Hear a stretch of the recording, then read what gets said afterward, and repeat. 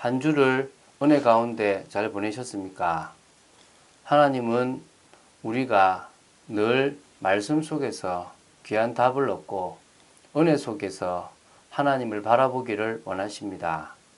하나님께서 주시는 참된 은혜를 사실적으로 받아 누리고 특히 이제 명절이 이제 되었습니다. 이번 명절에 하나님의 더 큰 응답을 여러분들이 보시고 또 깨어 기도하는 여러분 되시기를 예수님의 이름으로 축원드립니다. 오늘은 조금 짧습니다. 3절 정도밖에 안 됩니다.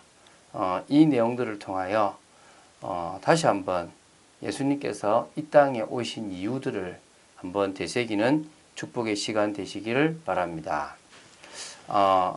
마태복음 20장 17절부터 19절입니다. 이 말씀을 통하여 하나님의 계획들을 발견하기 바랍니다. 17절 제가 읽습니다. 예수께서 예루살렘으로 올라가려 하실 때에 12 제자를 따로 데리시고 길에서 이르시되, 지금 예루살렘으로 올라가는 길입니다. 그 길에 고난 받으실 것을 또 예언하십니다. 이 본문은 예수님께서 3번째 고난에 대한 말씀을 하신 부분입니다. 예수님은 공생의 기간 동안 총 4번의 십자가 고난의 예언을 하셨습니다.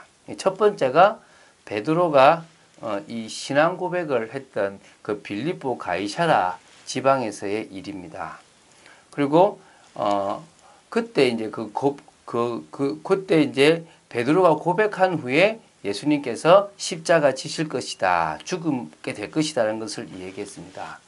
두 번째는 변화산 사건 이후 갈릴리에서 하셨습니다. 이게 이제 마태복음 17장 22절에서 23절에 나옵니다. 그리고 세 번째가 바로 오늘 본문이고요. 네 번째는 언제냐면 6월절을 당하기 이틀 전에 이 베단이라는 지역에서 하셨습니다. 그게 마태복음 26장 2절에 나옵니다. 이 마태복음 전체 중에서 총 4번의 그런 예수님의 그런 예언이 나옵니다. 그 중에서 오늘이 이제 3번째입니다. 3번째인데 이 예루살렘을 향하여 가시는 그 길에서 이 이 고난에 대한 예언을 하시는 거죠. 이거 아마 올라가신 중에 따로 제자들을 이제 불러 모았다고 하니까 마음의 준비를, 내가 예루살렘을 가면 이제 이런 고난을 당할 것이다에 대한 부분들을 미리 말씀하셨습니다. 사실은 이 부분을 제대로 알았다면 이 다음에 있는 이 야고보와 요한의 어머니가 야고보와 요한을 예수님께 청탁하는 그런 일은 하지 않았을 겁니다. 이 예수님이 왜 이 땅에 오셨는지를 제대로 안다면 그러지 않았겠죠. 그죠? 그래서 오늘 이 시간 우리가 예수님께서 이 땅에 오신 분명한 이유들을 잘 알고 응답받는 축복이 되길 바랍니다. 보라, 우리가 예루살렘으로 올라가노니 인자가 대제사장들과 서기관들에게 넘겨지며 그들이 죽이기로 결의하고. 지금 예루살렘은 예수님이 이 3년 6개월 동안 자주 올라가셨습니다. 왜? 절기 때마다 예수님을 데리고 올라가셨습니다.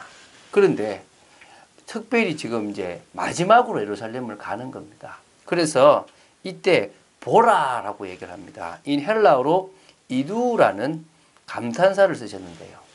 제자들의 관심을 딱, 꼭 봐라. 우리가 예루살렘에 올라간다. 근데 가면 인자 누구죠? 당신입니다. 바로 다니엘서에 예언됐던 메시아입니다.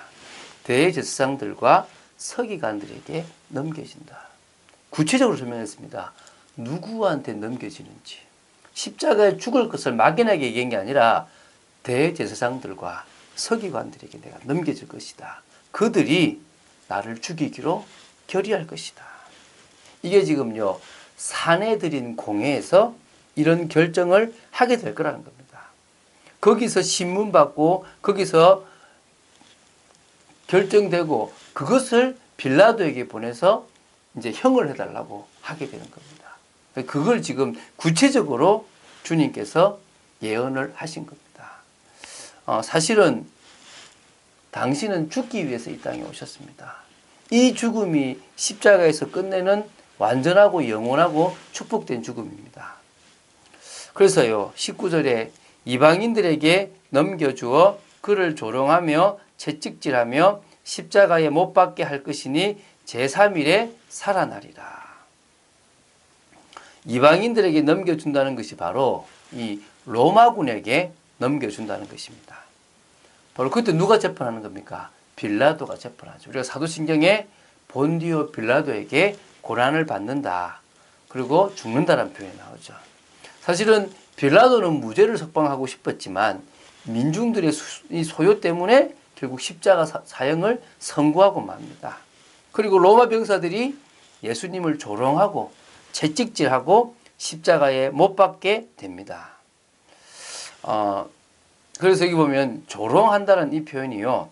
실제 십자가를 지시기 전에 예수님은 이 로마 병사들이 입힌 홍포를 입었어요. 그러니까 가짜 왕옷을 입힌 거죠. 그리고 가시면류관을 씌운 겁니다. 그리고 예수님을요 갈대로 이렇게 이게 딱 쥐고요. 그러니까 예수님에게 이 갈대를 쥐게 해서 그러니까 이게 규와 같은 거라 그래서 이 로마 병사들의 이 조롱을 받게끔 한 겁니다. 그리고 뭡니까? 채찍질을 친 겁니다. 이 채찍질이요 마스틱스라는 채찍인데 이 끝에요 뼈 조각하고 금속 조각을 붙여서 채찍을 때려요. 그러니까 이게 때릴 때마다 살점이 찢겨져 나가는 겁니다. 사실은 예수님은 이미 이 채찍을 당하면서 거의 피를 많이 흘리신 겁니다. 가장 비참하고 가장 답답한 형을 받으신 겁니다. 그리고 제3일에 살아난다. 뭐죠? 부활입니다. 예수님의 부활 하시겠다는 겁니다. 이게 기독교의 소망입니다. 예수님이 죽음으로 끝이 나버리다면 우리는 소망 없는 종교입니다. 그런데 예수님이 부활하셨습니다. 그러므로 말미암아 우리가 참고 우리가 품꾼처럼 수고하고 헌신하는 것이 소망이 있습니다. 이유 있는 겁니다. 오늘 우리는 그런 인생을 살아가는 자들입니다. 한 주간 여러분 자신을 봤습니까? 저는요 저 자신을 더 많이 봅니다.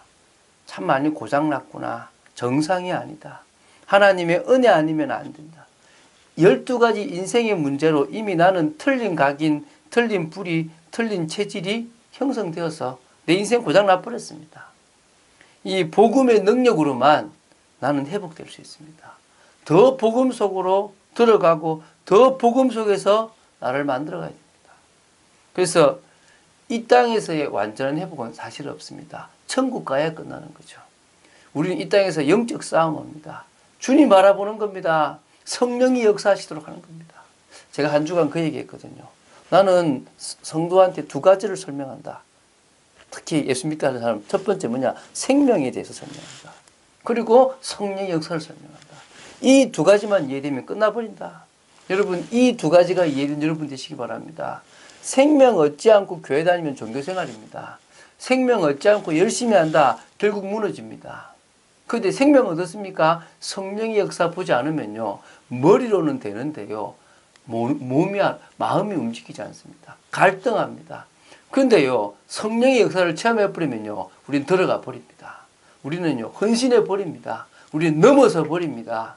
성령의 역사를 들어가시기 바랍니다. 그러면요. 정말 현장을 살릴 수 있습니다. 사단이 이 현장을 잡고 있다는 사실을 우리는 알고요. 그 현장을 살리게 됩니다. 영적 현장을 보는 눈, 거짓된 성공을 향해 달려가는 현장을 보는 눈, 그리고 재앙 현장을 보는 눈이 열려야 될 줄로 믿습니다. 그런 축복의 인생 되시기를 예수님의 이름으로 축원드립니다. 주는 그리스도시요 살아계신 하나님의 아들이심을 고백합니다. 저희들은 부족하고 연약합니다. 그래서 주님께서 십자가 지시로 이 땅에 오셨음을 믿습니다. 하나님께서 참된 응답을 저희들에게 주시기 위하여 저희들을 훈련시키시고 바꿔나가심을 믿습니다. 흔들리지 않기를 원합니다. 늘 언제나 소망 가진 인생을 살아가기 원합니다. 특히 명절입니다. 저희들이 속지 않게 하시고 주님의 은혜로 하나님 나라 이루는 정말 현장을 보는 눈으로 살아가는 저희들 되어지기를 간절히 소망합니다.